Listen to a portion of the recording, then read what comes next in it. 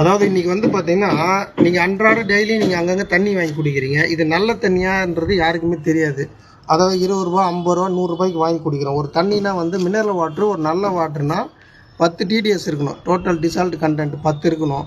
இல்லையா ஒரு 50க்குள்ளேயாவது இருக்கணும். ஒரு நூலுக்கு மேலே 110 120லாம் இருந்தால் அது நல்ல தண்ணியே கிடையாது.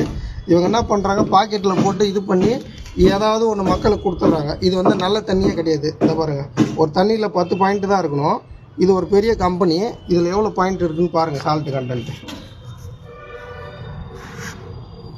99 இருக்குது. ஒரு கேனில் 150 கூட இருக்குது. 150 90லாம் இருந்தால் வந்து நல்ல தண்ணியே கிடையாது. இதில் உள்ள கண்டென்ட்டு பாக்டீரியாஸு அயன் இந்த மாதிரி எந்த இதுவுமே வெளியே ரிமூவ் ஆகாது. ஆர்ஓ வாட்டர் குடிக்கிறது தப்பு இப்படின்னு சொல்லுவாங்க. இன்றைக்கி ஆர்ஓ வாட்டர் தான் குடிச்சாகணும். நல்ல தண்ணின்றது எங்கேயாவது கிராமத்தில் தான் இருக்குது.